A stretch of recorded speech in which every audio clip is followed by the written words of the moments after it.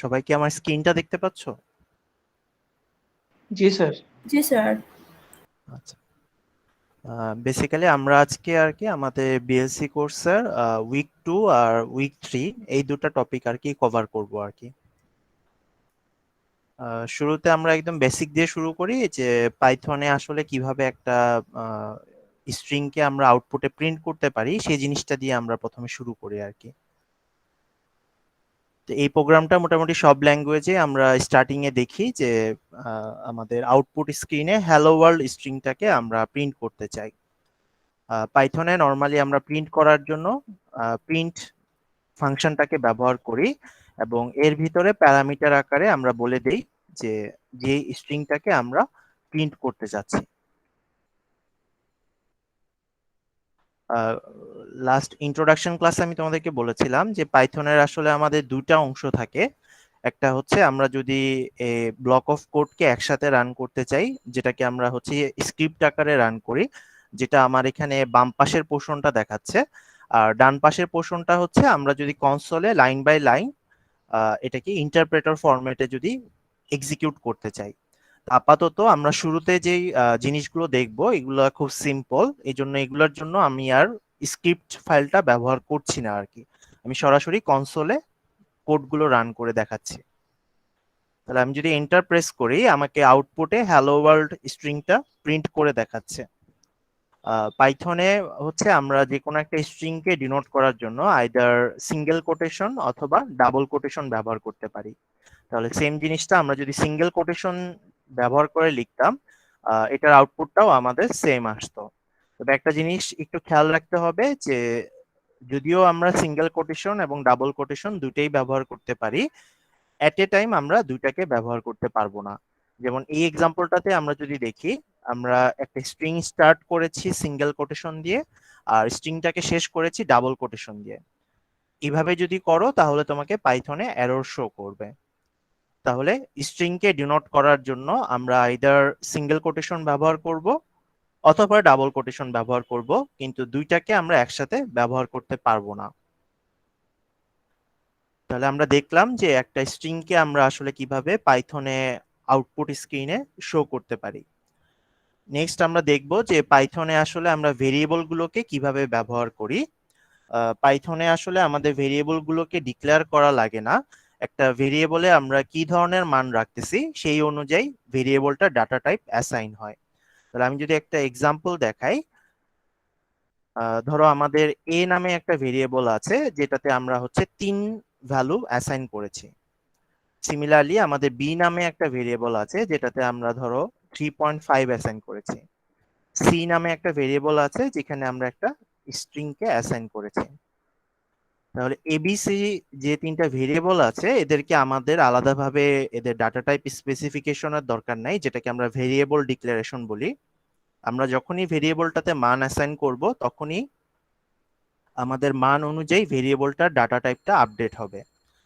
তাহলে এখন কেউ যদি দেখতে চাও যে কোনো একটা পার্টিকুলার ভেরিয়েবলের ডাটা টাইপটা কি হবে, সেটা আমরা দেখতে পারি টাইপ ফাংশনটার মাধ্যমে। তাহলে টাইপ ফাংশনের ভিতরে আমরা যদি কোনো একটা ভেরিয়েবল ইনপুট আকারে দেই প্যারামিটার আকারে, তাহলে আমাদেরকে আউটপুটে দেখাবে ওই ভেরিয়েবলটা আসলে কি টাইপের ডাটা এই মুহূর্তে ধারণ করছে। যেমন এ আমাদের যে ভেরিয়েবলটা আছে এটা এই মুহূর্তে ইন্টিজার টাইপের ডাটা ধারণ করতেছে। তাহলে সিমিলারলি আমরা যদি বি এর টাইপটা দেখি, আমরা দেখব এটা ফ্লোট ডাটা ধারণ করতেছে। আর আমরা যদি সি এর টাইপ দেখি তাহলে আমরা দেখব এটা স্ট্রিং টাইপের স্ট্রিং। ডাটা ধারণ করতেছে। তাহলে পাইথনে যখন আমরা ভেরিয়েবল ব্যবহার করব এদেরকে আমাদের আলাদাভাবে ডিক্লারেশনের দরকার নাই। যখনই আমরা মান অ্যাসাইন করব ওই অনুযায়ী আমাদের ভেরিয়েবলের ডাটা টাইপটা আপডেট হয়ে যাবে। আর যে কোনো একটা ভেরিয়েবলের আমরা যদি টাইপ সম্পর্কে শিওর না হই তাহলে আমরা এরকম টাইপ ফাংশনটা ব্যবহার করে তার ডাটা টাইপটা দেখে নিতে পারি। এতটুকু পর্যন্ত বুঝতে কি কারো কোনো সমস্যা হয়েছে? জি না স্যার। না স্যার।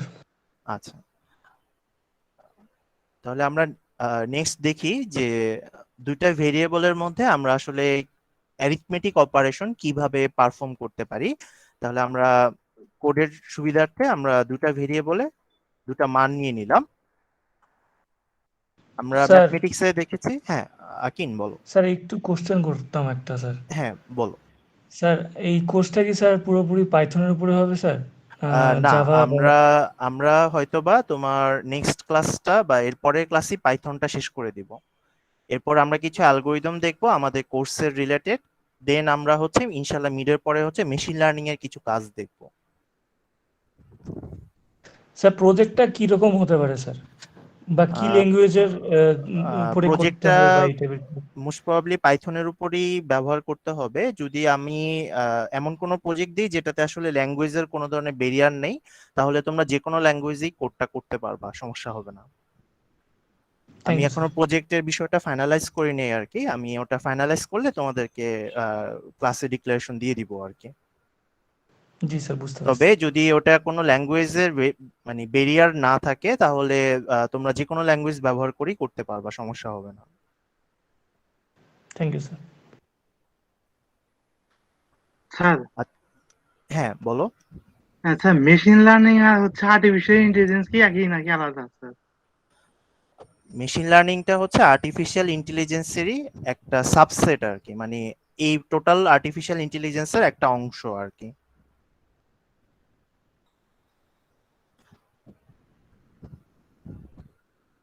তা এখন মেশিন লার্নিংটা এত বেশি মানে ব্যাপক হয়ে গেছে যে এটাকে এখন আলাদা একটা সাবজেক্ট হিসেবে আমরা ট্রিট করি আর কি। বুঝতে পারছো? এটা শুরুতে মানে এটা আর্টিফিশিয়াল ইন্টেলিজেন্সেরই একটা ব্রাঞ্চ হিসাবে ছিল আর কি। তা এখন এটা আলাদাভাবেই আর কি, এত বেশি তোমার এটা কি বলবো ব্যাপক হয়ে গেছে যে এটা এখন আলাদাভাবে আমরা এটাকে একটা সাবজেক্ট হিসেবে ট্রিট করি আর কি।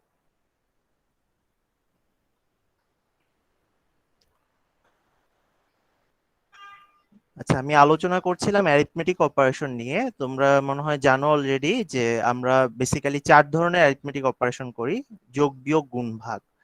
আর এছাড়াও আমরা প্রোগ্রামে আরেক ধরনের অ্যারিথমেটিক অপারেশন ব্যবহার করি, যেটাকে হচ্ছে মডুলাস অপারেশন বলা হয়, যেটা আসলে দুটো সংখ্যার ভাগশেষ বের করার কাজে আমরা ব্যবহার করি। তাহলে এই পর্যায়ে আমি তোমাদেরকে দেখাই যে দুটো সংখ্যার মধ্যে আসলে কিভাবে অ্যারিথমেটিক অপারেশন পারফর্ম করতে হয়। জিনিসটা অনেক সহজ, তোমরা মনে হয় অলরেডি জানো। জাস্ট আমরা যেই দুটো ভেরিয়েবলের মধ্যে অ্যারিথমেটিক অপারেশন পারফর্ম করব, তাদের নাম লিখে মাঝখানে অ্যারিথমেটিক অপারেশনটা উল্লেখ করে দিব। যোগের জন্য যোগ, বিয়োগের জন্য বিয়োগ, গুণের জন্য আমরা গুণের সিম্বল ব্যবহার করব, আর ভাগের জন্য ভাগের সিম্বল ব্যবহার করব। তাহলে এই 4টা মনে হয় সবাই জানো। আর আরেকটা আছে হচ্ছে আমাদের মডুলাস অপারেশন, এটাও মনে হয় ব্যবহার করেছো, যেটাকে আমরা পার্সেন্ট সাইন দিয়ে ইন্ডিকেট করে থাকি। তাহলে এটা মূলত আমাদেরকে হচ্ছে দুটা সংখ্যার ভাগশেষটা বের করে দেখায়। যেমন 5কে 3 দিয়ে ভাগ করলে আমাদের ভাগশেষ থাকে 2। তাহলে এখানে আমরা যে ভ্যালুগুলো ব্যবহার করেছি সবগুলোই ছিল নিউমেরিক্যাল টাইপের ডাটা। আমরা সেম ওয়েতে স্ট্রিং টাইপের ডাটার জন্য কিছু অ্যারিথমেটিক অপারেশন পারফর্ম করতে পারি। যেমন আমি যদি তোমাদেরকে পার্টিকুলার একটা এক্সাম্পল দেখাই, যে ধরো আমাদের একটা স্ট্রিং আছে, একটাকে আমি নাম দিলাম হ্যালো, আর আরেকটা স্ট্রিং আমি নিলাম যেটাকে আমরা নাম দিলাম ওয়ার্ল্ড। তাহলে আমাদের স্ট্রিং এর মধ্যে একটা অ্যারিথমেটিক অপারেশন পসিবল, সেটা হচ্ছে আমরা দুইটা স্ট্রিং কে যোগ অপারেশনের মাধ্যমে কনকেটেনেশন করতে পারি। যেমন আমরা যদি এখানে str1 প্লাস str2 লিখি, তাহলে এটা আউটপুটটা আমাদের দেখাবে হ্যালো ওয়ার্ল্ড। দুইটা স্ট্রিং পাশাপাশি কনকেটেনেটেড হয়ে গিয়েছে। সিমিলারলি আমরা চাইলে একটা স্ট্রিং কে গুণ অপারেশনও পারফর্ম করতে পারি। যেমন আমি যদি একটা এক্সাম্পল দেখাই, str1 × 3 লিখলাম, এই অপারেশনটার আউটপুট হবে হ্যালো, যে স্ট্রিংটা আছে এটা হচ্ছে 3বার রিপিট হবে। তাহলে এই স্ট্রিংটাকে আমরা যদি 3 দিয়ে মাল্টিপ্লাই করি, এটার আউটপুটটা হবে ওই উপরের স্ট্রিংটা 3বার রিপিট হবে। তাহলে স্ট্রিং এর ক্ষেত্রে আমরা হচ্ছে এই দুই ধরনের অ্যারিথমেটিক অপারেশন পারফর্ম করতে পারি। আচ্ছা, একটা জিনিস একটু আমাদের মাথায় রাখতে হবে, সেটা হচ্ছে আমরা একই সাথে নিউমেরিক্যাল ডাটা এবং স্ট্রিং ডাটার মধ্যে অ্যারিথমেটিক অপারেশন করতে পারবো না। যেমন আমি যদি এখানে এ নামে একটা ভেরিয়েবল নেই, এখন কেউ যদি এই জিনিসটা করতে চাও, তাহলে পাইথনে তোমাকে এরর শো করবে যেমন আমি যদি এন্টার চাপ দেই তাহলে দেখো দুইটা ডাটা দুই টাইপের ডাটা ধারণ করতেছে, তাহলে এখানে আসলে অ্যারিথমেটিক অপারেশনটা করা যাবে না। তাহলে অ্যারিথমেটিক অপারেশন করতে হলে আইদার ডাটা দুইটা স্ট্রিং টাইপের হতে হবে অথবা আমাদের ডাটা দুইটা নিউমেরিক্যাল টাইপের হতে হবে। এই জিনিসটা সবার ক্লিয়ার হয়েছে? জি স্যার। আচ্ছা, তাহলে আমরা আউটপুটে ডাটা প্রিন্ট করা দেখলাম, ভেরিয়েবল কিভাবে হ্যান্ডেল করতে হয় সেটা দেখলাম, আর ভেরিয়েবল গুলোর মধ্যে অ্যারিথমেটিক অপারেশন দেখলাম। এখন আমরা একটু দেখি যে একটা ইনপুট নিয়ে আমরা আসলে কিভাবে কাজ করতে পারি। তো পাইথনে ইনপুট নেওয়ার জন্য আমরা হচ্ছে ইনপুট ফাংশনটা ব্যবহার করি। যেহেতু কিবোর্ড থেকে কোনো একটা ডাটা ইনপুট নিলে সেটা আমাকে ইনপুট ফাংশন আউটপুট আকারে রিটার্ন করবে। যে ডাটাটা আমরা কিবোর্ড থেকে রিড করলাম সেটাকে স্টোর করার জন্য আমাদের একটা ভেরিয়েবল লাগবে। আমি ধরো এখানে একটা ভেরিয়েবল ডিক্লেয়ার করে দিলাম। আচ্ছা, আর এই ইনপুট ফাংশনের ভিতর আমরা প্যারামিটার আকারে দিতে পারি। ইনপুট নেওয়ার সময় আমরা ইউজারকে যেই প্রম্পট মেসেজটা শো করতে চাচ্ছি, যেমন ধরো এন্টার ইওর নেম। এখন যদি আমি এন্টার চাপ দেই আমার স্ক্রিনে একটা প্রম্পট মেসেজ আসলো যে এন্টার ইওর নেম, এবং এখানে আমি চাইলে যে কোনো একটা স্ট্রিং বা যে কোনো কিছু কিবোর্ডে লিখে সেটা আমরা হচ্ছে str1 এর ভিতর সেভ করে রাখতে পারি। যে str1 কে আমি যদি দেখতে চাই তাহলে তার ভ্যালুটা এখন দেখাচ্ছে আমরা কিবোর্ড থেকে যে ডাটাটা এন্ট্রি দিলাম। আচ্ছা, এখানে খুবই গুরুত্বপূর্ণ একটা বিষয় হচ্ছে এই ডাটাটা অলওয়েজ হচ্ছে আমাদের স্ট্রিং ফরম্যাটে কিবোর্ড থেকে এন্ট্রি নিবে। আচ্ছা, এখন যদি আমরা নিউমেরিক্যাল ডাটা নিয়ে কাজ করতে চাই, ধরো যে আমরা একটা ইনপুট ভ্যালু দিলাম এবং এখানে ইউজারকে প্রম্পট দিলাম যে এন্টার এ নাম্বার।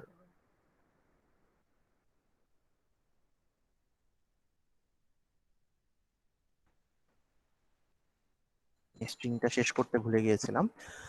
এখানে ধরো আমি একটা নাম্বার লিখলাম 1234। কেউ কি আমাকে বলতে পারবা যে কিবোর্ড থেকে যে ডাটাটা এন্ট্রি নেওয়া হলো এটা কি নাম্বার হিসাবে এন্ট্রি নেওয়া হয়েছে নাকি স্ট্রিং হিসাবে?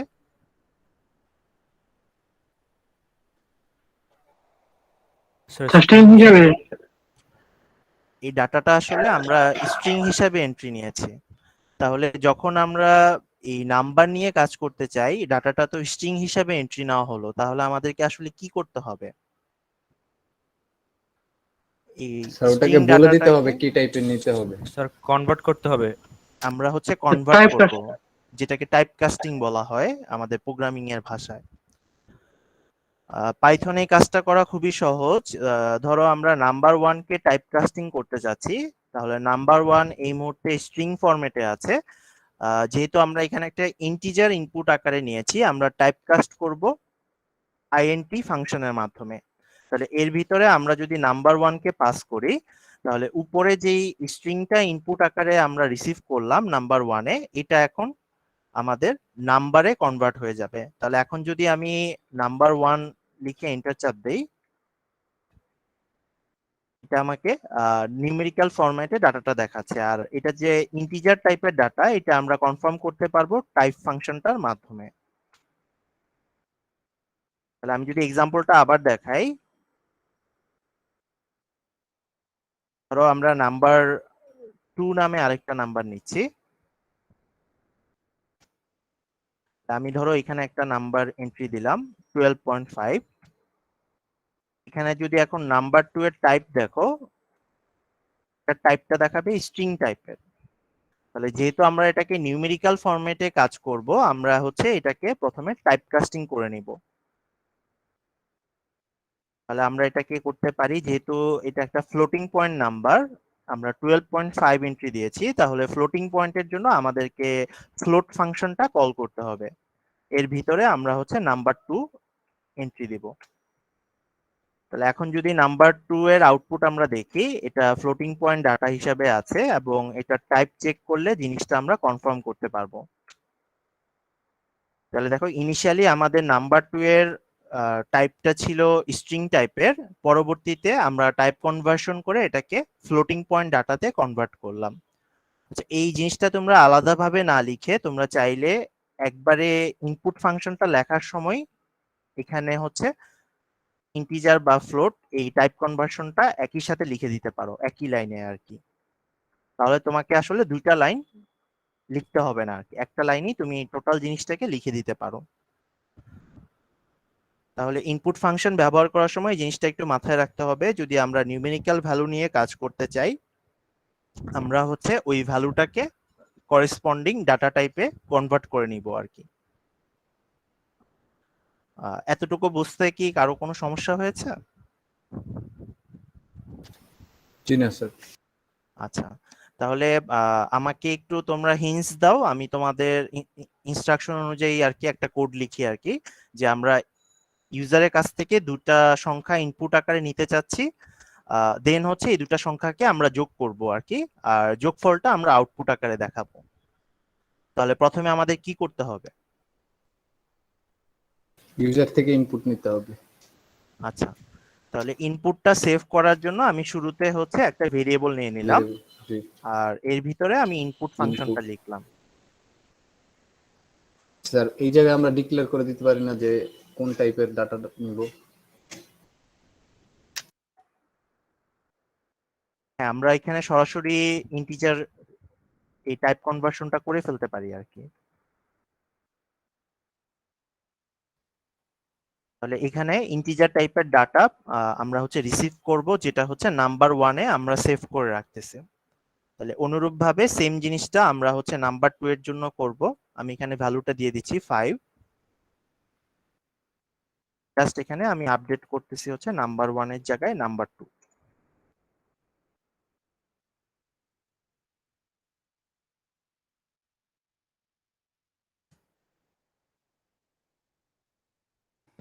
তাহলে এখন ধরো যে রেজাল্টটা স্টোর করে রাখলাম আমি রেজাল্ট নামের একটা ভেরিয়েবলে।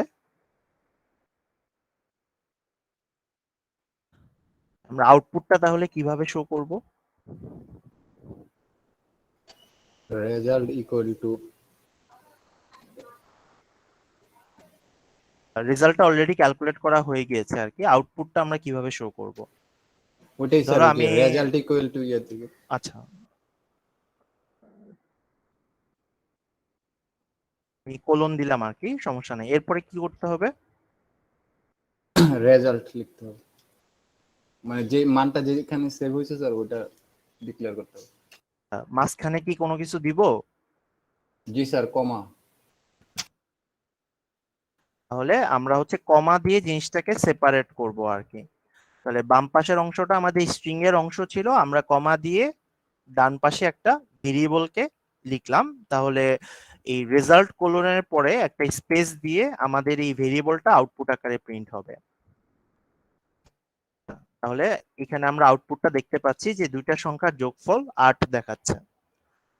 এই সেম জিনিসটাকে আমরা সি তে যেভাবে করি আর কি, যে এখানে আমরা একটা প্লাস অপারেটর দিয়েও লিখতে পারি, কিন্তু সেই ক্ষেত্রে প্রবলেম যেটা হবে সেটা হচ্ছে রেজাল্টটা এই মুহূর্তে আছে ইন্টিজার টাইপের ডাটাতে, আর বাম পাশেরটা আছে স্ট্রিং টাইপের ডাটাতে। এই দুটো ডাটা কি আমাদের এভাবে কনক্যাটেনেট করা যাবে প্লাস সিম্বল দিয়ে?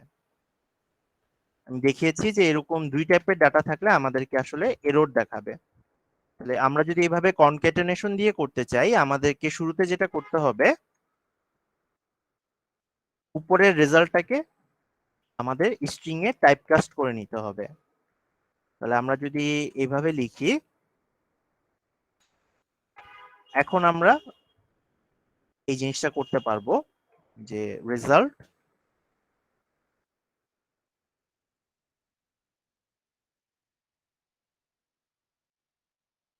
আমরা প্লাস দিয়ে লিখতে পারবো। তাহলে এইভাবে যদি তোমার কাছে সহজ মনে হয়, তুমি হচ্ছে এভাবে টাইপ কনভার্সন করে দেন কনক্যাটেনেশনের মাধ্যমে প্রিন্ট করতে পারো, অথবা বেটার হচ্ছে আমরা এভাবে কমা দিয়ে সেপারেট করে লিখতে পারি। আচ্ছা, কমা ব্যবহার করার সুবিধা হচ্ছে আমরা এখানে আসলে মাল্টিপল ভেরিয়েবলকে প্রিন্ট করতে পারি। যেমন ধরো আমরা যদি এই জিনিসটা লিখতে চাই যে the sum of, আমরা দেখাতে চাচ্ছি যে কোন দুইটা সংখ্যার যোগফল হচ্ছে রেজাল্টের সমান, তাহলে আমরা এখানে লিখতে পারি নাম্বার 1, এখানে একটা স্ট্রিং লিখতে পারি and নাম্বার 2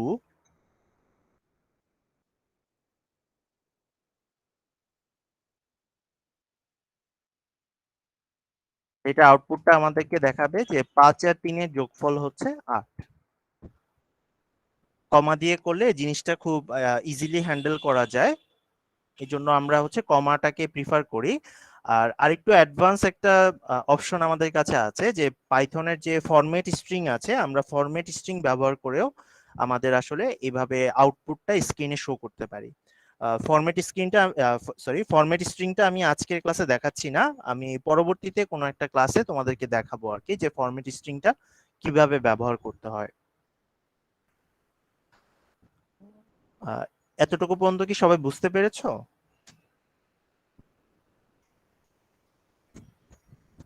জি স্যার। আচ্ছা, আমি তাহলে একটু সামনের দিকে আগাই। আমরা এখন আসলে কন্ডিশনাল স্টেটমেন্টটা দেখতে চাচ্ছি। তাহলে কন্ডিশনাল স্টেটমেন্ট বলতে বোঝানো হচ্ছে আমাদের ইফ এলস স্টেটমেন্টকে।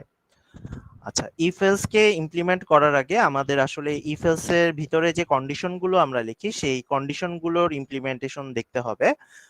কন্ডিশন গুলোকে আমরা নর্মালি হচ্ছে কিছু কম্পারিজন অপারেটরের মাধ্যমে রিপ্রেজেন্ট করে থাকি। তাহলে আমি তোমাদের শুরুতে হচ্ছে দেখাই যে দুটো ভ্যালুর মধ্যে আমরা আসলে কিভাবে কম্পারিজন করতে পারি, বা কি কি টাইপের কম্পারিজন আসলে করা সম্ভব।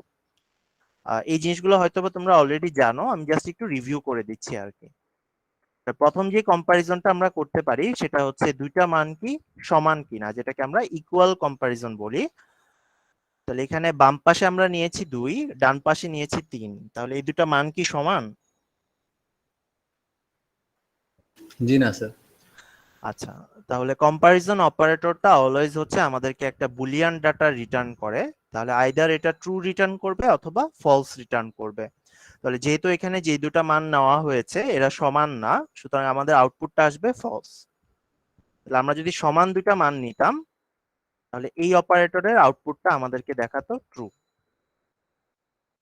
এই অপারেশনটার অপোজিট অপারেশন, এখানে আমরা চেক করলাম ইকুয়াল, এটার অপোজিট অপারেশনটা হচ্ছে নট ইকুয়াল।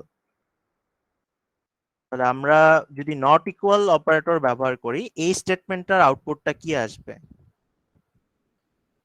এখানে কি দুইটা মান ডিফারেন্ট না? দুইটা মান কি সমান? জি না স্যার। তাহলে মানে এটা ডিফারেন্ট। আউটপুটটা আসবে ট্রু। জি স্যার, আমরা মানে যদি এক্সিকিউট করি, দেখো এটা আউটপুটটা দেখাচ্ছে ট্রু। আর আমরা যদি এখানে দুটো সমান মান নিতাম, ধরে নিচ্ছি 3 কে আমরা 3 এর সাথে কম্পারিজন করতেছি, তাহলে এটা আউটপুটটা আসতো ফলস। তাহলে আমরা ইকুয়াল অপারেটরটা দেখলাম, নট ইকুয়াল অপারেটরটা দেখলাম। এরকম সিমিলার আমাদের আরো 4টা রিলেশনাল অপারেটর রয়েছে। একটাকে আমরা বলি less than equal, greater than equal. তাহলে আমরা এই সেম কাজটা করতে পারি। সরি, তাহলে এখানে আমরা চেক করতেছি লেস দেন এর জন্য।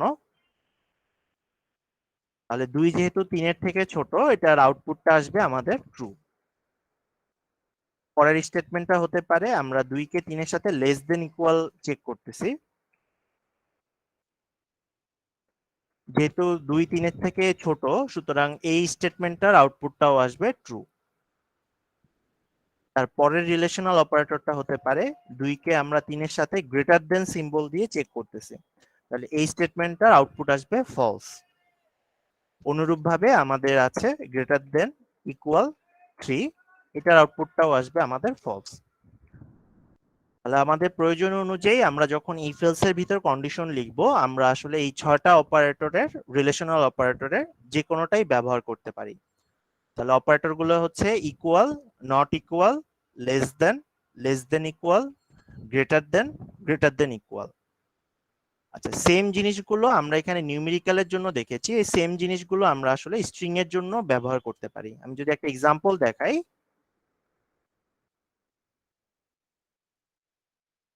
ধরো আমরা বাংলাদেশ নামে একটা স্ট্রিং আছে, সেটাকে বাংলাদেশের সাথে কম্পারিজন করছি। তাহলে এই দুটো স্ট্রিং কিন্তু আসলে ইকুয়াল আর কি, এই জন্য এই দুটো স্ট্রিং এর আউটপুট আসবে ট্রু। এখানে একটা জিনিস একটু মাথায় রাখতে হবে, সেটা হচ্ছে পাইথন একটা কেস সেনসিটিভ ল্যাঙ্গুয়েজ। সুতরাং আমরা যখন স্ট্রিং কে কম্পারিজন করব, শুধু স্ট্রিং এর কন্টেন্টটা ম্যাচ করলেই হবে না, সেই সাথে স্ট্রিংটার কেসও ম্যাচ করতে হবে। দ্যাট মিনস যেই জায়গায় বড় হাতের অক্ষর ছিল সেখানে বড় হাতের অক্ষর থাকতে হবে, যেখানে ছোট হাতের অক্ষর ছিল সেখানে ছোট হাতের অক্ষর থাকতে হবে। সেম এক্সাম্পলটাই আমরা যদি এই স্ট্রিং এর জন্য কম্পারিজন করতাম, দেখো বাম পাশে একটা বড় হাতের অক্ষর আছে, ডান পাশে কোনো বড় হাতের অক্ষর নেই। তাহলে কন্টেন্ট দুইটা স্ট্রিং এরই সেম, জাস্ট কেসে একটু ডিফারেন্স রয়েছে, তাহলে এটার আউটপুটটা আসতো ফলস। জিনিসটা কি আমি তোমাদের বুঝাতে পেরেছি? জি স্যার। আচ্ছা, আমরা চাইলে দুইটা স্ট্রিং এর মধ্যে লেস দেন গ্রেটার দেন এই রিলেশন গুলো চেক করতে পারি। সেই ক্ষেত্রে আমাদের স্ট্রিং এর ASCII ভ্যালুটাকে চেক করা হবে। তাহলে এ যেহেতু বি এর আগে আছে, আমাদের ASCII ভ্যালুতে এই স্টেটমেন্টটার আউটপুট আসবে ট্রু। সিমিলারলি আমরা যদি এটা গ্রেটার দেন দিতাম, তাহলে যেহেতু এ বি এর থেকে ছোট ASCII ভ্যালুতে, এটার আউটপুট আসতো আমাদের ফলস। তাহলে আমরা এইভাবে ইচ্ছা করলে স্ট্রিং এর মধ্যেও একটা রিলেশনাল অপারেটরের মাধ্যমে কম্পারিজন করতে পারি আর কি। সেক্ষেত্রে ASCII ভ্যালুর মাধ্যমে এই কম্পারিজনটা করা হবে। এতটুকু পর্যন্ত কি সবাই ক্লিয়ার?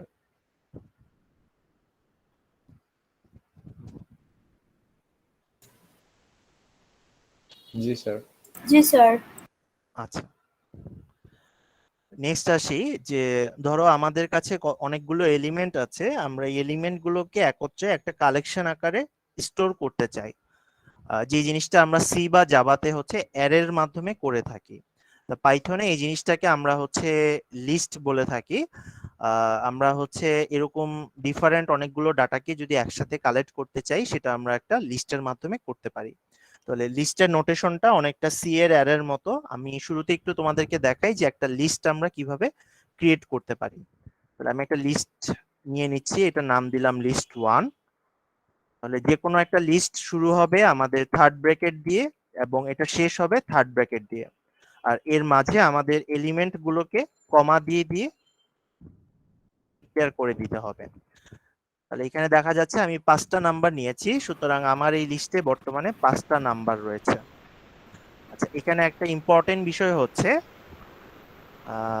আইরিন, তোমার মনে হয় মাইকটা একটু অন করা আছে, তুমি একটু মিউট করে দাও। আচ্ছা, এখানে একটা ইম্পর্টেন্ট বিষয় হচ্ছে সি বা জাভাতে যখন আমরা এরকম কোনো কালেকশন ডিফাইন করি অ্যারের মাধ্যমে, তখন সবগুলো ডাটাকে সেম টাইপের হতে হয়, কিন্তু পাইথনে আমাদের এই ধরনের কোনো রেস্ট্রিকশন নাই। যেমন আমি যদি এখানে লিস্টটা ডিক্লেয়ার করতাম মিক্সড টাইপের ডাটা দিয়ে,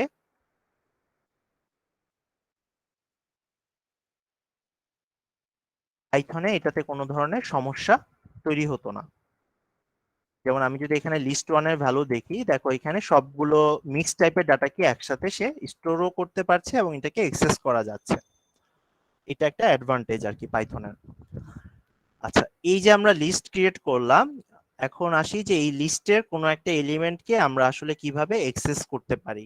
আচ্ছা, এই জিনিসটা করার জন্য আমাদেরকে যেটা করতে হয় সেটা হচ্ছে লিস্টের নামটা লিখতে হয়, দেন আমরা থার্ড ব্র্যাকেটের ভিতরে যেই মেম্বারটাকে অ্যাক্সেস করতে চাচ্ছি তার ইন্ডেক্সের ভ্যালুটাকে বলে দেই। আমি ধরে নিচ্ছি যে 3.5টাকে আমরা অ্যাক্সেস করতে চাচ্ছি, তাহলে এটার ইন্ডেক্সের ভ্যালুটা হবে 2।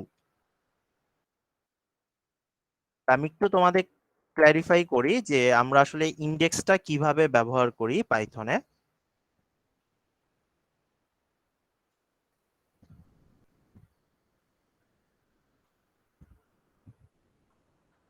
আমি ধরে নিচ্ছি আমাদের কাছে একটা লিস্ট আছে যেখানে এই মুহূর্তে 3টা সংখ্যা স্টোর করা আছে, এটা নাম দিলাম এ। তাহলে যখন আমরা আসলে তাকে এলিমেন্ট গুলোকে অ্যাক্সেস করব, আমরা হচ্ছে 0 থেকে ইন্ডেক্স কাউন্ট করা শুরু করব। প্রতিবার যখন ডান পাশে যাব এলিমেন্ট গুলোর ইন্ডেক্স এক এক করে বাড়তে থাকবে। তাহলে এই ইন্ডেক্সটা আসলে জিরো বেসড ইন্ডেক্স এবং এটা আমরা নরমালি সি বা জাভা এই ল্যাঙ্গুয়েজ গুলোতেও ব্যবহার করি। আচ্ছা, পাইথনে লিস্টে আমাদের আরেকটা স্পেসিফিক ইন্ডেক্স আছে। আমরা এই ক্ষেত্রে আমাদের ডাটা রিড করা শুরু করেছি বাম পাশ থেকে ডান পাশে, দ্যাট মিনস হচ্ছে লিস্টের শুরু থেকে শেষের দিকে।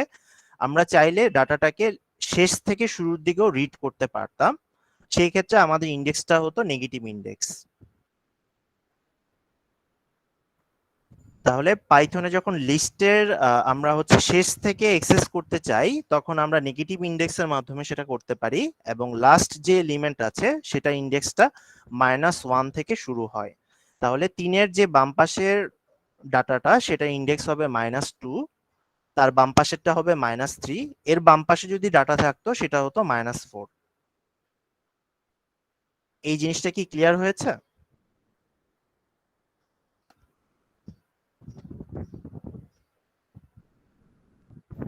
জি স্যার।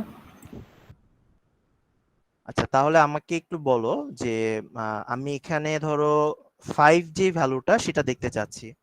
তাহলে যদি জিরো বেসড ইন্ডেক্স ব্যবহার করি সেই ক্ষেত্রে আমাদের এখানে কাট ব্র্যাকেটের ভিতরে ইন্ডেক্সটা কত লেখা লাগবে?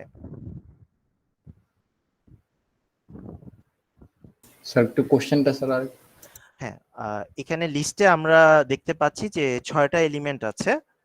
আমি বলতে চাচ্ছি যে 5 যে এলিমেন্টটা সেটা যদি আমরা অ্যাক্সেস করতে চাই তাহলে আমাদেরকে জিরো বেসড ইন্ডেক্সে কত লেখা লাগবে এখানে?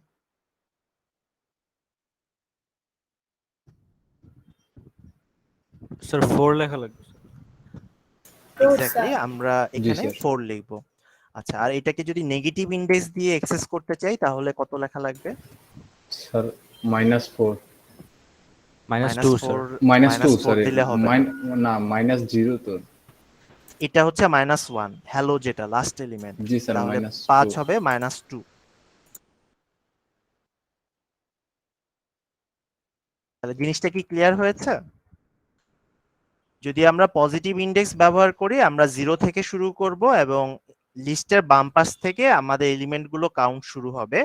আর আমরা যদি নেগেটিভ ইন্ডেক্স ব্যবহার করি -1 থেকে শুরু করব এবং লিস্টের ডান পাশ থেকে আমাদের এলিমেন্টগুলো কাউন্ট করা শুরু হবে। এই জিনিসটা কি সবাইকে বুঝাতে পেরেছি? ক্লিয়ার হয়েছে এটা সবার?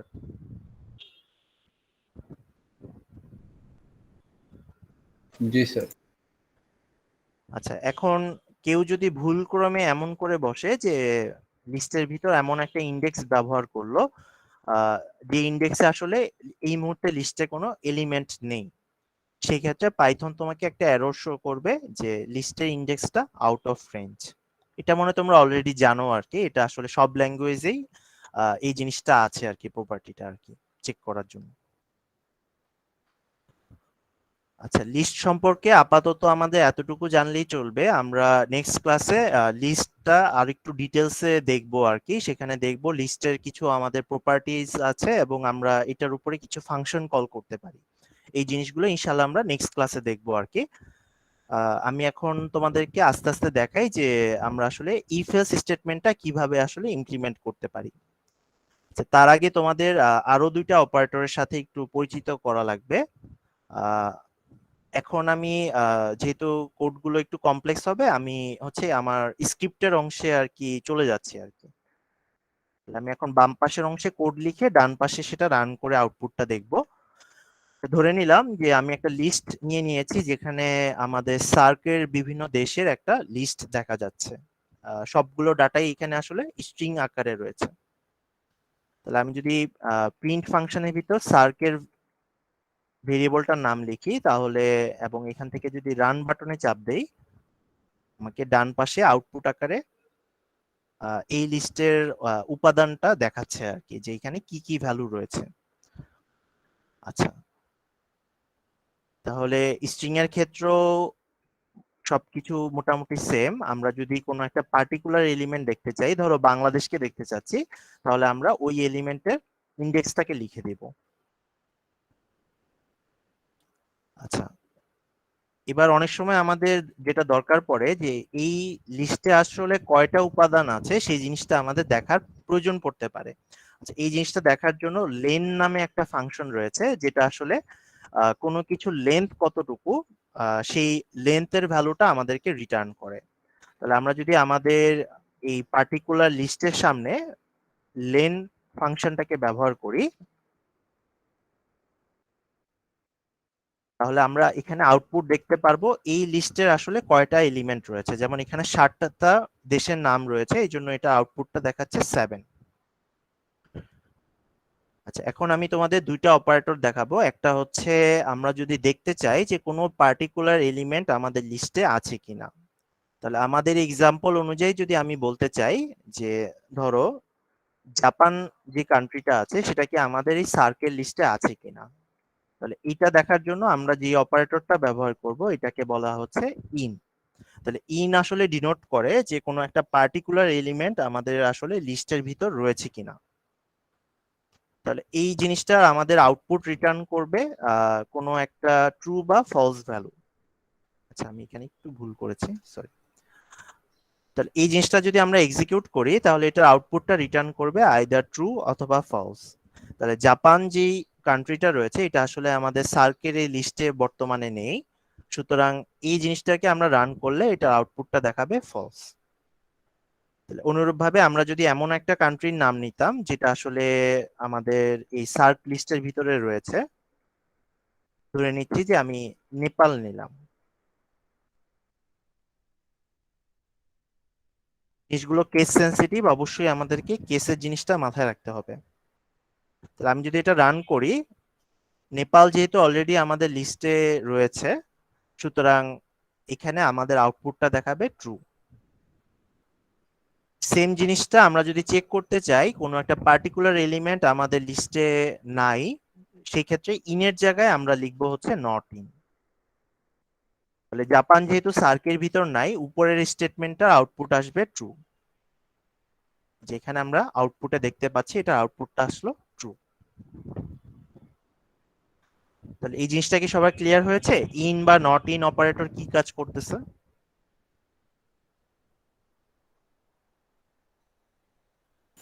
জি স্যার।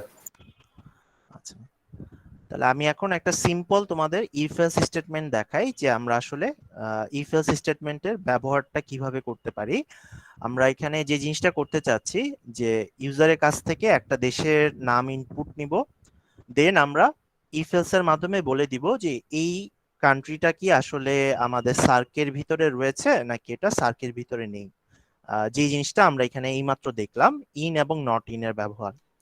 তাহলে শুরুতে আমরা একটা ভেরিয়েবল নিয়ে নিচ্ছি, ধরে নিলাম ভেরিয়েবলটার নাম হচ্ছে কান্ট্রি, এবং ইউজারের কাছ থেকে একটা কান্ট্রি নেম ইনপুট আকারে নিয়ে নিচ্ছি।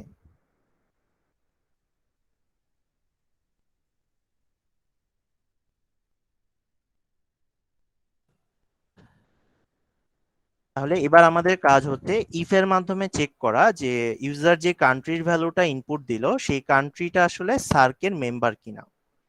তাহলে এই জিনিসটা আমরা করতে পারি ইফ স্টেটমেন্টের জন্য আমরা ইফ কিওয়ার্ডটা লিখবো, দেন আমাদের কান্ট্রির ভেরিয়েবলটা লিখলাম, ইন লিখলাম এবং চেক করতে চাচ্ছি সার্কের ভিতরে। সবার শেষে আমাদেরকে কন্ডিশনটা লেখার পরে একটা কোলন অপারেটর ব্যবহার করতে হবে। তাহলে ইফ যদি ট্রু হয় আমরা একটা প্রিন্ট ফাংশনকে কল করব যেখানে আমরা লিখব যে country comma is a member of SAARC.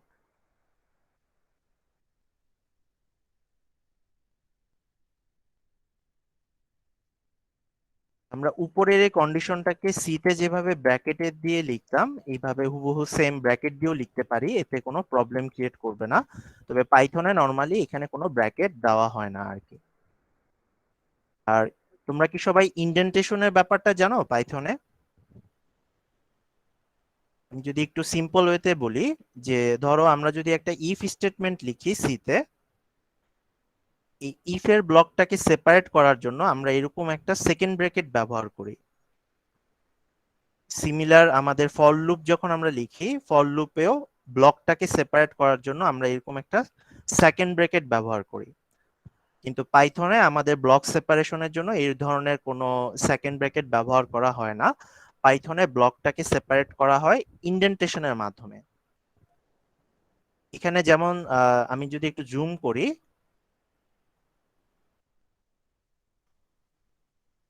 তোমরা এখানে নিশ্চয়ই দেখতে পাচ্ছ যে ইফ স্টেটমেন্টের চেয়ে আমরা একটু ভিতরে প্রিন্ট স্টেটমেন্টটাকে লিখেছি, এবং এখানে একটা আমাদের হ্যাশ লাইন দিয়ে মানে একটা এটা কি বলবো লাইন দিয়ে দেখানো হচ্ছে যে ইফ স্টেটমেন্টটা আসলে কোথা থেকে শুরু হয়েছে আর কি। এই যে আমরা মাঝখানে একটা স্পেস ব্যবহার করলাম এই জিনিসটাকেই বলা হয় ইন্ডেন্টেশন। তাহলে এই ইন্ডেন্টেশনটাই আসলে ডিফাইন করবে যে প্রিন্ট যে আমাদের এখানে সেন্টেন্সটা আছে এটা আসলে ইফ স্টেটমেন্টটার অংশ। আচ্ছা, এই জিনিসটা ক্লিয়ার করা যায় আমি আরো ছোট কিছু এক্সাম্পল দিলে।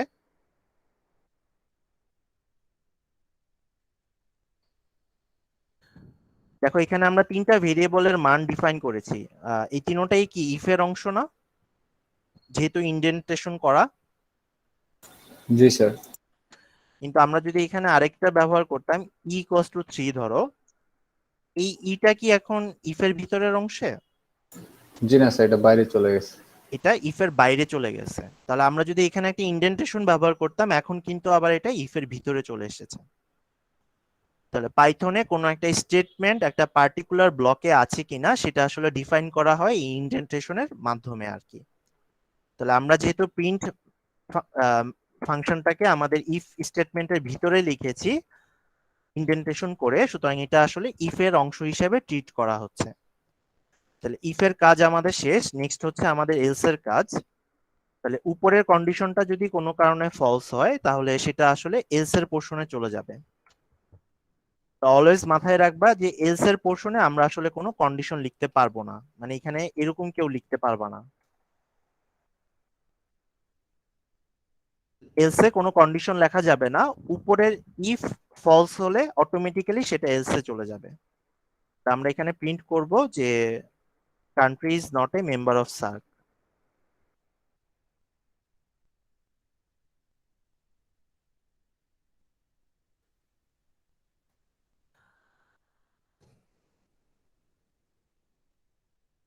তাহলে এটা যদি আমরা রান করি কোডটা, আমাদের কাছে শুরুতে একটা কান্ট্রির নাম চাচ্ছে, আমি ধরো এটার নাম দিলাম নেপাল। তাহলে উপরের ইফ অংশটা যেহেতু ট্রু ইভালুয়েট করবে, যেহেতু কান্ট্রিটা আসলে মানে আমরা যে এটা এন্ট্রি দিয়েছি সেটা আসলে সার্কের ভিতর রয়েছে, এই জন্য ইফ অংশের আউটপুটটা আমাদের এখানে স্ক্রিনে প্রিন্ট করেছে। আর আমরা যদি এমন কোনো একটা কান্ট্রির নাম দিতাম যেটা আসলে সার্কের মেম্বার না, যেমন ধরো এখানে আমরা জাপান লিখলাম, তাহলে আমাদের এখানে এলস এর অংশটা এক্সিকিউট করতো। এই জিনিসটা কি সবার ক্লিয়ার হয়েছে আমরা ইফ এলস কিভাবে এক্সিকিউট করলাম? জি স্যার। আচ্ছা, অনেক সময় যেটা হয় যে আমাদের আসলে একটা কন্ডিশন দিয়ে টোটাল লজিকটাকে ডিফাইন করা যায় না, আমাদের আসলে একাধিক কন্ডিশনের প্রয়োজন পড়ে, তখন আমরা সেটাকে আসলে ইফ এলস এর একটা ল্যাডারের মাধ্যমে রিপ্রেজেন্ট করি। তাহলে এখন তোমাদেরকে আমি একটা সিম্পল এক্সাম্পল দেখাই যে আমরা আসলে কিভাবে এই ইফ এলস এর ল্যাডারটাকে ইমপ্লিমেন্ট করতে পারি। এটার খুব কমন একটা এক্সাম্পল হচ্ছে আমাদের গ্রেডশিটের ইমপ্লিমেন্টেশন।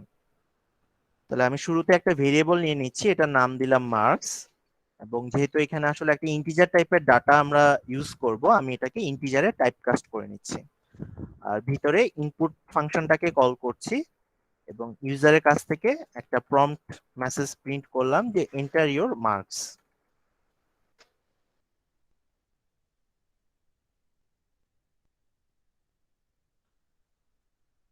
এবার আমাদের নেক্সট কাজ হচ্ছে এই মার্কসটাকে আমাদের গ্রেডের মার্কসের সাথে কম্পেয়ার করা। তাহলে শুরুতে আমরা এ প্লাসের জন্য চেক করতে চাচ্ছি, তাহলে ধরে নিলাম যদি মার্কসের ভ্যালুটা 80-র চেয়ে বড় হয়, তাহলে আমাদের গ্রেড নামে একটা ভেরিয়েবল নিয়ে নিচ্ছি, এটা কাজের সুবিধার্থে আমরা এখানে গ্রেডের ভ্যালুটা অ্যাসাইন করব এ প্লাস। তাহলে কারোর মার্কস যদি কোনো কারণে 80-র সমান বা 80-র চেয়ে বড় না হয়, সেই ক্ষেত্রে আমরা চেক করব সেটা কি 75-এর চেয়ে বড় কিনা বা 75-এর সমান কিনা। যদি এইটা হয় তাহলে আমরা গ্রেড হিসাবে অ্যাসাইন করব এ। তাহলে এটাকে আমরা সি তে নরমালি এলস ইফ এভাবে লিখতাম, পাইথনে এই জিনিসটাকে হচ্ছে এলিফ দিয়ে রিপ্রেজেন্ট করা হয়। এই জিনিসটা কি সবাই বুঝতে পেরেছো?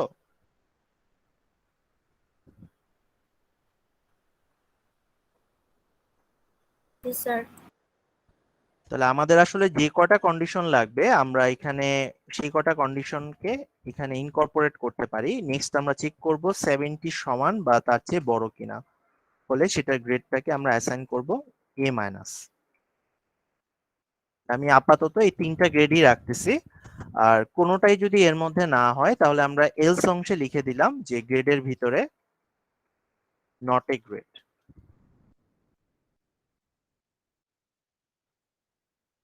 তাহলে এখন আমরা যদি ইফ এলস এর এই পোর্শন থেকে বের হয়ে আসি, এখানে আমি প্রিন্ট করতে পারি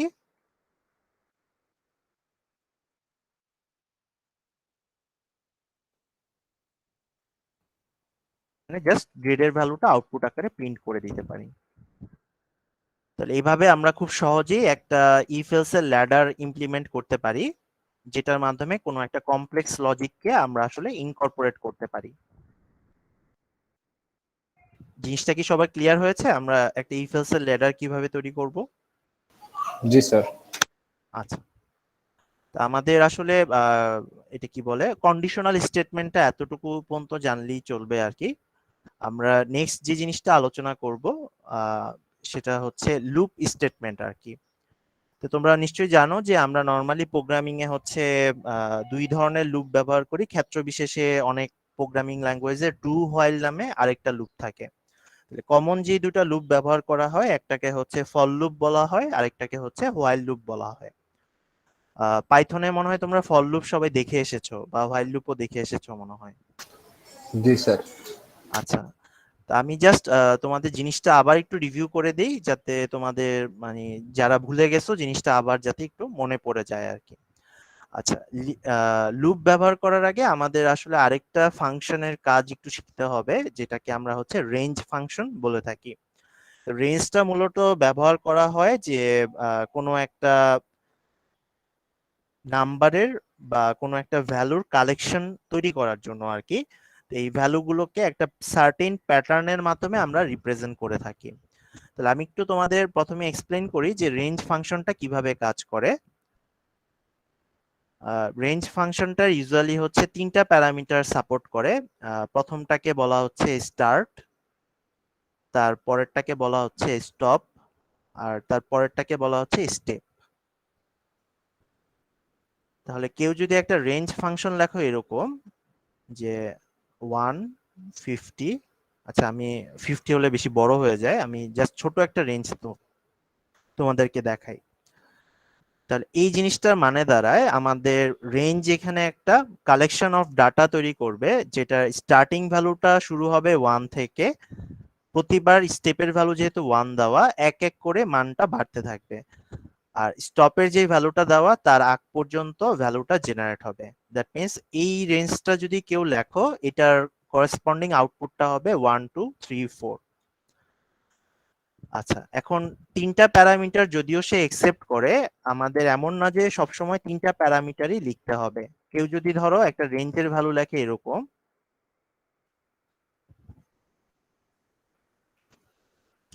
তাহলে আসলে এটা কি রিপ্রেজেন্ট করবে? আচ্ছা, রেঞ্জের ক্ষেত্রে স্টপের প্যারামিটারটা দেওয়া ম্যান্ডেটরি।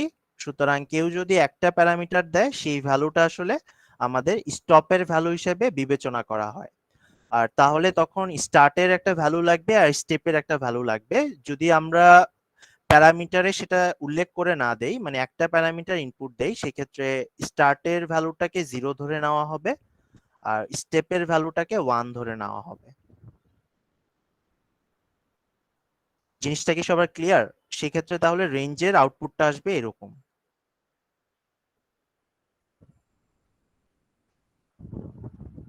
সবার কি জিনিসটা ক্লিয়ার হয়েছে? জি স্যার। আচ্ছা, নেক্সট হচ্ছে কেউ যদি দুইটা প্যারামিটার ইনপুট দাও, ধরো এখানে আমরা লিখলাম 2,5, তাহলে এই ক্ষেত্রে আমাদের প্রথমটাকে স্টার্ট প্যারামিটার হিসেবে ধরে নেওয়া হবে আর দ্বিতীয়টাকে স্টপ প্যারামিটার হিসেবে ধরে নেওয়া হবে, আর স্টেপের ভ্যালুটাকে ডিফল্ট হিসেবে 1 ধরে নেওয়া হবে। তাহলে এই রেঞ্জটার আউটপুট আসবে 2 3 4। আর তিনটা বলে দিলে তো কোনটা কি কাজ করে এটা তোমাদেরকে বললামই আর কি। এটা ছিল আমাদের বেসিক, যে যখন আমরা রেঞ্জ ফাংশনটাকে ব্যবহার করব, আমরা আইদার একটা প্যারামিটার ব্যবহার করতে পারি, দুইটা প্যারামিটার ব্যবহার করতে পারি, অথবা তিনটা প্যারামিটারই ব্যবহার করতে পারি। তাহলে আমি একটু তোমাদেরকে দেখাই যে রেঞ্জের মাধ্যমে আমরা আসলে কিভাবে কালেকশন অফ ভ্যালুস আসলে জেনারেট করতে পারি। তাহলে আমি রেঞ্জ লিখলাম, ধরো যে আমরা 1 থেকে 50 পর্যন্ত যতগুলো বিজোড় সংখ্যা আছে তাদের একটা লিস্ট তৈরি করতে চাচ্ছি। তাহলে আমাদের স্টার্ট ভ্যালুটা হবে 1, এখানে ডকুমেন্টেশনে জিনিসটা বলে দেওয়া আছে। সেকেন্ড প্যারামিটারটা হবে স্টপের ভ্যালু, আমরা 50 পর্যন্ত দেখতে চাচ্ছি। আর যেহেতু বিজোড় সংখ্যা বলেছি, প্রতিবার স্টেপের ভ্যালুটা হবে 2, তাহলে একের পরে হবে 3, দেন 5, এভাবে আস্তে আস্তে আমাদের হচ্ছে ভ্যালুগুলো জেনারেট হবে। আচ্ছা, এই যে আমি রেঞ্জ থেকে ভ্যালুগুলো জেনারেট করলাম, এটাকে আমি এখন একটা লিস্টে কনভার্ট করব। তাহলে লিস্টে কনভার্সনের জন্য আমরা যেভাবে টাইপ কাস্টিং করি সেম ভাবে এখানে হচ্ছে লিস্ট ফাংশনটাকে কল করব। আর এটাকে স্টোর করে রাখার জন্য আমি একটা ভেরিয়েবল নিয়ে নিচ্ছি, ধরে নিলাম এটা নাম দিলাম নাম্বার লিস্ট। আমি যদি এখন স্ক্রিনে আমাদের আউটপুটটা প্রিন্ট করি নাম্বার লিস্ট, তাহলে দেখো খুব সুন্দরভাবে আমরা 1 থেকে 50 পর্যন্ত যতগুলো বিজোড় সংখ্যা আছে সেগুলো জেনারেট করে ফেললাম। তাহলে এই জিনিসটা তো আমরা হাতে লিখেও জেনারেট করতে পারতাম, সেক্ষেত্রে আমাদের টাইমটা অনেক বেশি লাগতো। তাহলে এই জিনিসটাকে আমরা খুব সিম্পল একটা রেঞ্জ ফাংশনের মাধ্যমে জেনারেট করতে পারি। তাহলে রেঞ্জটাকে মূলত আমরা ব্যবহার করতেছি এই সেট অফ ভ্যালুস জেনারেট করার জন্য, যে ভ্যালুগুলোর মধ্যে আসলে একটা ধারার মতো রিলেশন রয়েছে, মানে তাদের একটা কমন প্যাটার্ন রয়েছে। যেমন এখানে আমাদের স্টার্ট এলিমেন্টটা হচ্ছে 1, স্টপ এলিমেন্টটা হচ্ছে 50, আর প্রতিটা ভ্যালুর মাঝখানে 2 2 করে আমাদের গ্যাপ রয়েছে। তাহলে এই ধরনের ডাটাকে আমরা হচ্ছে রেঞ্জের মাধ্যমে ব্যবহার করতে পারি, জেনারেট করতে পারি। এখন আসি যে রেঞ্জটাকে আমি কেন তোমাদের দেখালাম, কারণ এই সেম জিনিসটাকে আমরা আসলে ব্যবহার করব ফর লুপের ইটারেশনকে কন্ট্রোল করার জন্য, যে কয়বার আমাদের ফর লুপটা ঘুরবে। তাহলে আমি তোমাদেরকে প্রথমে হচ্ছে সি এর নোটেশনে ফর লুপটা দেখাই, যে আমরা একটা ফর লুপকে সি তে এইভাবে লিখি। আমরা একটা ইটারেটর নেই, ইনিশিয়ালি সেটার একটা ভ্যালু ডিফাইন করে দিই যে এটা ইনিশিয়াল ভ্যালুটা কত হবে। দেন আমরা ডিফাইন করি যে এটার এক্সিট কন্ডিশনটা কত হবে, মানে কখন আমরা লুপটাকে বন্ধ করে দিব। আর তৃতীয় প্যারামিটারটা হিসাবে আমরা বলে দিই প্রতিবার লুপ ঘোরার পর আমাদের আসলে ইটারেটরের মানটা কত করে বাড়বে। এটার সাথে নিশ্চয়ই সবাই ফ্যামিলিয়ার, এটা তো মনে করি আশা করি কারোর না জানার কথা না, সবাই তো এটা জানো নিশ্চয়ই। জি স্যার। জি স্যার। আচ্ছা, তাহলে এই সেম জিনিসটাকে আমি যদি পাইথনে ইমপ্লিমেন্ট করতে চাই, আমরা জিনিসটাকে এভাবে লিখবো, ফর লিখবো, দেন আমাদের ইটারেটরের নাম দিয়েছি আই, আমি এখানে লিখবো ফর এর পরে আই, দেন আমরা ইন অপারেটরটাকে ব্যবহার করব এবং রেঞ্জের মাধ্যমে আমাদের আসলে ভ্যালুস এর কালেকশনটা জেনারেট করব। তাহলে এখানে স্টপ স্টার্ট এলিমেন্টটা 0, স্টপ এলিমেন্টটা 5, আর প্রতিবার স্টেপের ভ্যালু এক এক করে বাড়ছে। তাহলে আমরা যদি এই লাইনটা লিখি, এই লাইনটা লেখা আর উপরের ফর লুপটা লেখা সেম জিনিসকে রিপ্রেজেন্ট করতেছে। আচ্ছা, এখানে মজার বিষয় হচ্ছে আমরা যদি প্রথম প্যারামিটারটা মুছে দেই এবং থার্ড প্যারামিটারটা মুছে দেই, আমাদের কি অর্থের কোনো চেঞ্জ দাঁড়াচ্ছে? কারণ আমি তোমাদের একটু আগেই বললাম, যদি একটা প্যারামিটার বলা হয় সেক্ষেত্রে স্টার্টের ভ্যালুটা 0 ধরে নেওয়া হয়, আর স্টেপের ভ্যালুটা 1 ধরে নেওয়া হয়। তাহলে এখানে স্টার্টের ভ্যালুটা 0 দেখা যাচ্ছে এবং স্টেপের ভ্যালুটা 1 দেখা যাচ্ছে। তাহলে আমি আসলে যদি রেঞ্জের ভিতরে শুধু 5 লিখে দিই, তাহলে আসলে এটা এই উপরের লুপের ইকুইভ্যালেন্ট আকারে কাজ করতেছে। তাহলে আমি জাস্ট এখানে একটা প্রিন্ট কমান্ড দিলাম যে আমরা প্রতিবার আই এর ভ্যালুটাকে দেখতে চাচ্ছি। তাহলে এটা আউটপুটটা কি আসতে পারে, কেউ বলতে পারবা?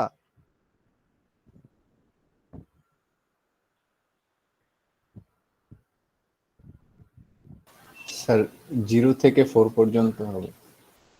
এক্স্যাক্টলি, তাহলে 0 থেকে 4 পর্যন্ত আমাদের সবগুলো সংখ্যাকে আউটপুটে প্রিন্ট করে দেখাবে।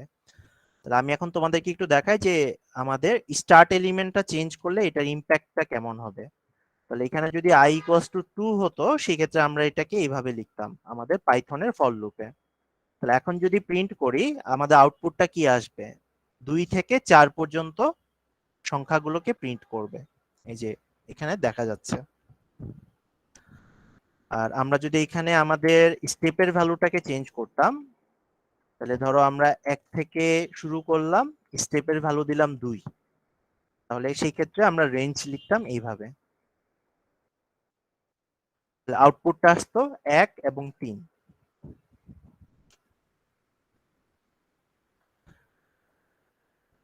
তাহলে রেঞ্জের মাধ্যমে কিভাবে ফর লুপটাকে কন্ট্রোল করা হচ্ছে এই জিনিসটা কি সবাই ক্লিয়ার হতে পেরেছো? জি স্যার। আচ্ছা, তাহলে আমি এখন তোমাদেরকে একটা ছোট প্রোগ্রাম বলি, তোমরা আমাকে বলো যে এই জিনিসটা আমরা কিভাবে করব। আমরা চাচ্ছি যে 1 থেকে 50 পর্যন্ত যতগুলো সংখ্যা আছে, মানে 50 ইনক্লুডেড আর কি, এই সবগুলো সংখ্যার যোগফল আমরা হচ্ছে একটা ফর লুপের মাধ্যমে ক্যালকুলেট করতে চাচ্ছি। সেই ক্ষেত্রে আমরা কি করব?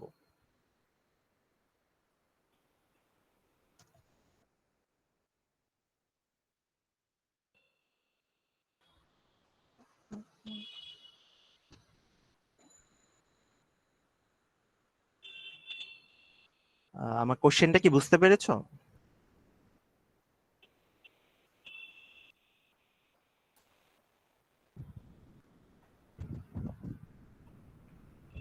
জি স্যার।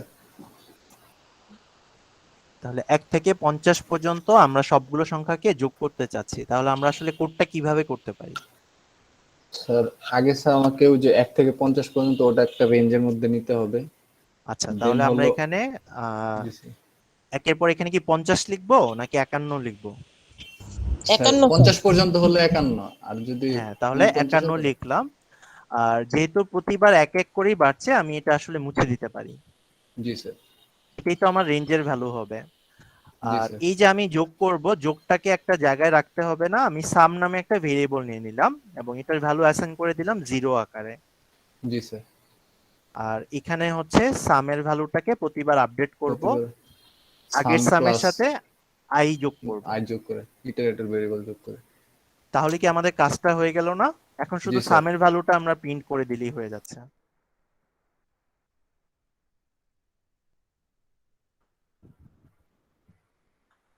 আচ্ছা, আমরা সবসময় ধরে নিয়েছি যে আমাদের লুপের ভ্যালুটা আস্তে আস্তে বাড়তে থাকবে, আমরা কিন্তু এখানে আসলে ডিক্রিমেন্টও করতে পারি। যেমন আমি যদি এখানে একটা এক্সাম্পল বলি,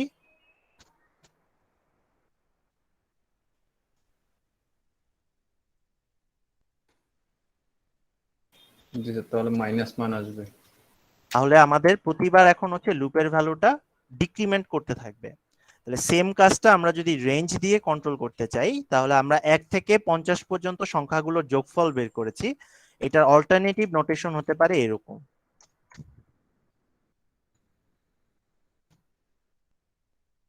আমরা যদি কোডটা রান করে দেখি, দেখো আউটপুটটা সেম। তাহলে আমরা রেঞ্জটাকে ইনক্রিমেন্ট আকারেও ব্যবহার করতে পারি, আমরা চাইলে এটাকে ডিক্রিমেন্ট আকারেও ব্যবহার করতে পারি। তাহলে ধরো আমরা আরেকটা এক্সাম্পল দেখি, যে 1 থেকে 50 পর্যন্ত 5-এর যতগুলো গুণিতক আছে, আমি হচ্ছে সেগুলোকে আউটপুটে প্রিন্ট করতে চাচ্ছি।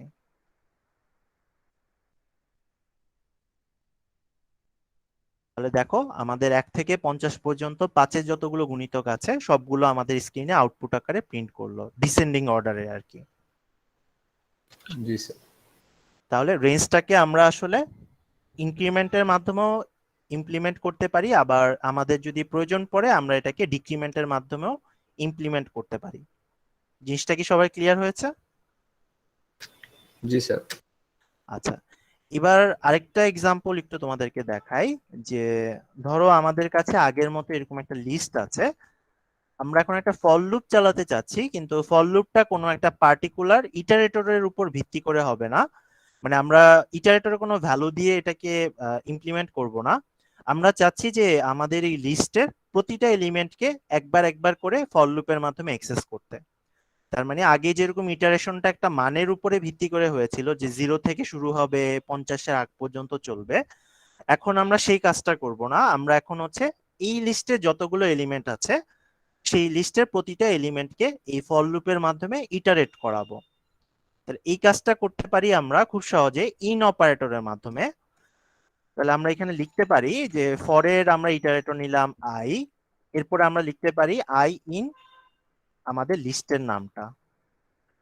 তাহলে এই লাইনটা আমাদের মিন করতেছে সার্ক লিস্টের ভিতর যতগুলো এলিমেন্ট আছে প্রতিটা এলিমেন্ট একবার একবার করে এক্সেস করা হবে। আমি ধরো এই ফর লুপের ভিতরে প্রিন্ট কমান্ড দিলাম যে আই এর যে ভ্যালুটা আছে এই ভ্যালুটা আসলে is a member of SAARC.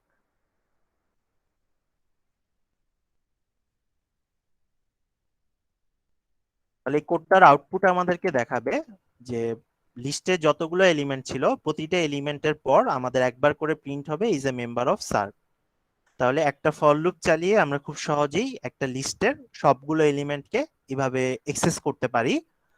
এই জিনিসটা যে শুধু স্ট্রিং ভ্যালুর জন্যই প্রযোজ্য তা নয়, এটা আমরা চাইলে যে কোনো একটা নিউমেরিক ভ্যালুর জন্য করতে পারি। ধরো আমরা এখানে লিখে দিলাম ইজ এ নাম্বার। এখন যদি আমি রান করি, দেখো আমাদের নিউমেরিক ভ্যালুর জন্য সেম ভাবে একটা লিস্টের প্রতিটা এলিমেন্টকে ফর লুপের মাধ্যমে অ্যাক্সেস করা হচ্ছে। তাহলে এই জিনিসটা কি সবার ক্লিয়ার হয়েছে, একটা লিস্টকে কিভাবে ফর লুপের মাধ্যমে অ্যাক্সেস করতে হবে? জি স্যার। তো এটা আমাদের অনেক সময় কাজে লাগে আর কি, যে কমন কিছু টাস্ক যদি আমরা পারফর্ম করতে চাই, আমরা লিস্টের প্রতিটা এলিমেন্টের জন্য এরকম একটা সিম্পল ফর লুপ চালিয়ে সেটা করে ফেলতে পারি আর কি।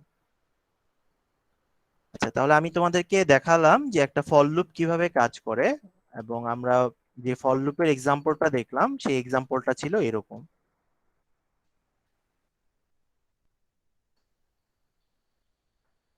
এখন আমি তোমাদেরকে দেখাই যে এই সেম ফর লুপটাকে আমরা আসলে কিভাবে হোয়াইল লুপে কনভার্ট করতে পারি। ঠিক আছে, তাহলে আমরা এই সেম ফর লুপের জন্য আমাদের হোয়াইল লুপে যখন কনভার্ট করব, আমাদেরকে ইটারেটরের একটা ইনিশিয়াল ভ্যালু সেট করতে হবে। তাহলে হোয়াইল লুপের বাইরে আমরা প্রথমে হচ্ছে ইটারেটরের ইনিশিয়াল ভ্যালু বা স্টার্ট ভ্যালুটাকে ডিফাইন করে দিব। নেক্সট কাজ হচ্ছে হোয়াইল লুপের জন্য কিওয়ার্ডটা হচ্ছে হোয়াইল, তারপর আমাদেরকে হচ্ছে স্টপের ভ্যালুটাকে সেট করে দিতে হবে। তাহলে আমাদের এই ক্ষেত্রে স্টপের ভ্যালুটা হচ্ছে i <5। তাহলে আমরা এটাকে একটা কোলন অপারেটর দিব। তাহলে ধরো আমরা এখন হচ্ছে i এর ভ্যালুটাকে প্রিন্ট করতে চাচ্ছি, তাহলে আমি একটা প্রিন্ট কমান্ড দিলাম, ব্র্যাকেটে লিখলাম i। আর শেষে হচ্ছে আমাদেরকে প্রতিবার একটা ভ্যালু ইনক্রিমেন্ট করতে হচ্ছে না, যেটাকে স্টেপ বলতেছি, এটাকে আমাদের এই জায়গায় ডিফাইন করে দিতে হবে। একটু বলে রাখি, আমাদের পাইথনে আসলে এরকম i++ অপারেটরটা সাপোর্ট করে না, যেটা সিতে বা জাভাতে সাপোর্ট করে। এটার করেসপন্ডিং শর্ট হ্যান্ড হচ্ছে আমাদের প্লাস ইকুয়ালস টু।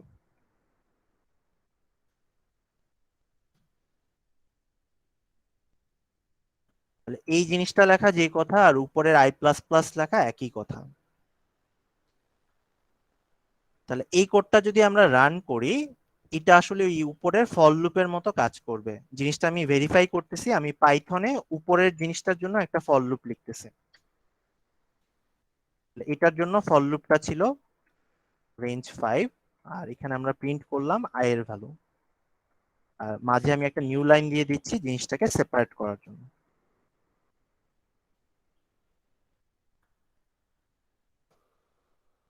আচ্ছা, আজানটা শেষ হোক, আমি এরপরে কন্টিনিউ করছি।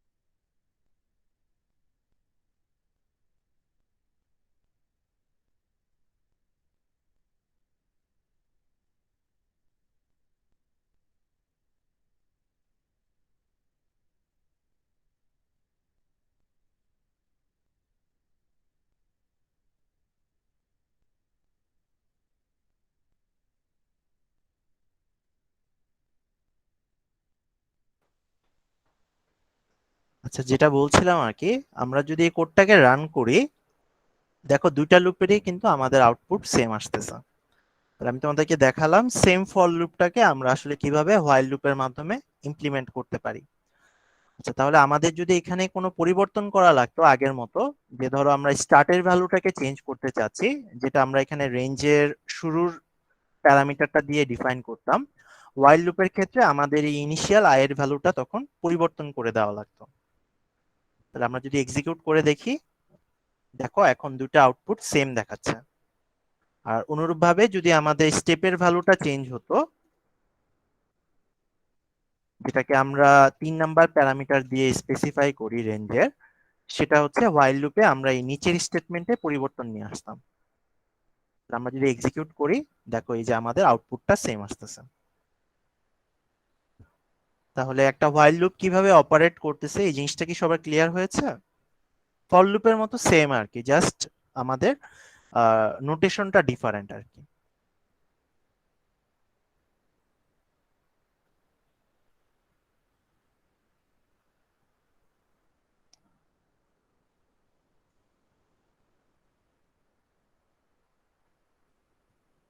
এটা কি সবার ক্লিয়ার হয়েছে? জি স্যার। আচ্ছা, আজকে আমি আর একটা জিনিসই দেখাবো আর কি, সেটা হচ্ছে আমাদের লুপের সাথে রিলেটেড ব্রেক স্টেটমেন্ট এবং কন্টিনিউ স্টেটমেন্ট। এই দুটো জিনিসের নাম কি তোমরা শুনেছো? জি স্যার, ব্রেক আচ্ছা কন্টিনিউ। জি আচ্ছা, স্যার। ব্রেকটা আমরা কেন ব্যবহার করি কারো মনে আছে এই মুহূর্তে? জি স্যার, কোন একটা কিছুকে মানে সমাপ্ত করার জন্য মানে ওই জায়গাতে ব্রেক। আচ্ছা আর কন্টিনিউ করার মানে হচ্ছে স্যার মানে আর পরে আরো আছে,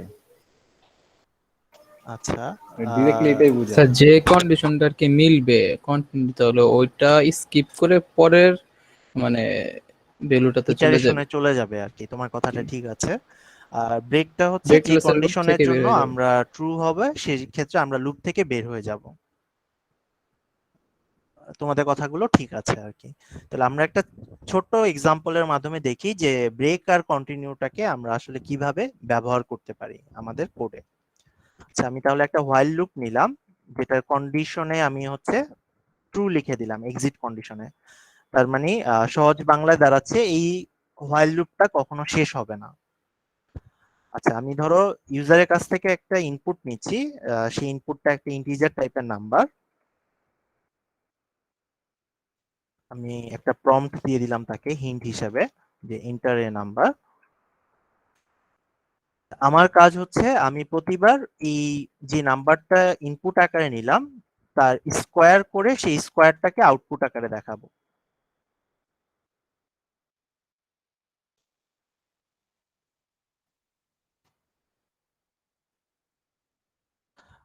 এটা বুঝতে কারোর আশা করি সমস্যা হচ্ছে না, যে আমরা এখানে একটা নাম্বার নিয়েছি ইনপুট আকারে, দেন এটাকে স্কোয়ার করে আমরা স্কোয়ারটাকে আউটপুট আকারে প্রিন্ট করছি।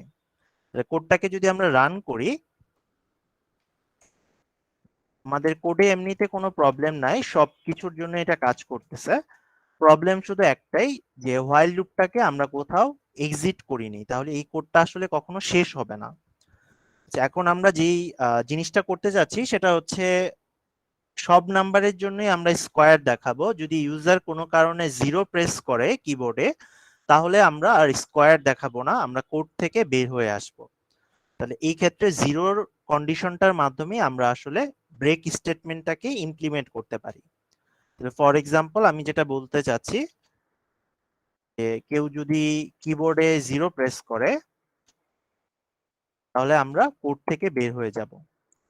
তাহলে আমাদের সহজ সলিউশনটা হচ্ছে আমরা একটা ইফ স্টেটমেন্টের মাধ্যমে চেক করব n এর ভ্যালুটা কি 0 কিনা। যদি 0 হয় আমরা জাস্ট ব্রেক স্টেটমেন্টটাকে কল করে দিব।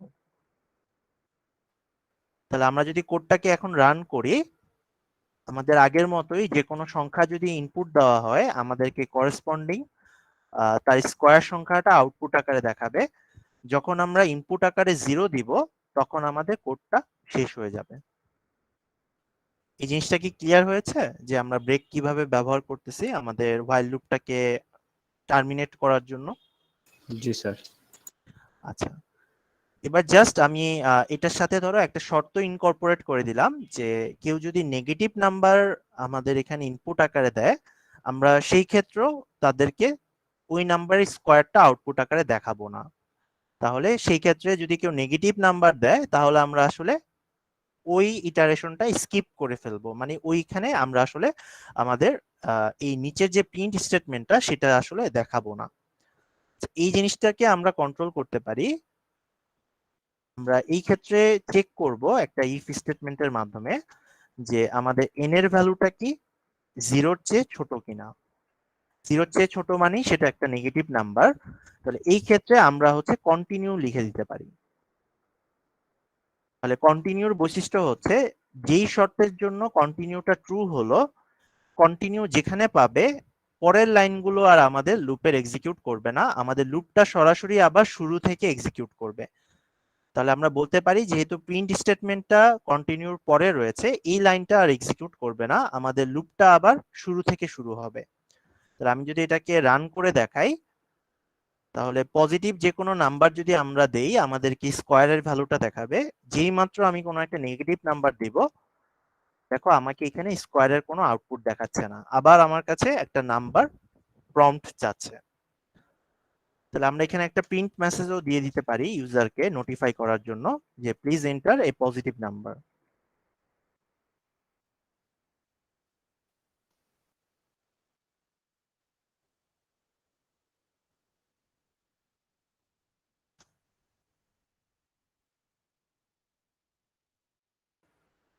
তাহলে এখন যদি কেউ এখানে নেগেটিভ নাম্বার ইনপুট আকারে দেয়, তাহলে ইউজারকে একটা নোটিফাই করবে যে please enter a positive number.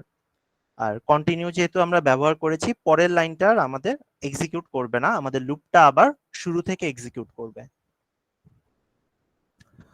তাহলে ব্রেক আর কন্টিনিউ এই দুটো জিনিস কি সবাই ক্লিয়ার হয়েছে? জি স্যার। জি স্যার। আচ্ছা, আজকের এমনিতে ক্লাস সম্পর্কে কি কারো কোনো কোশ্চেন আছে?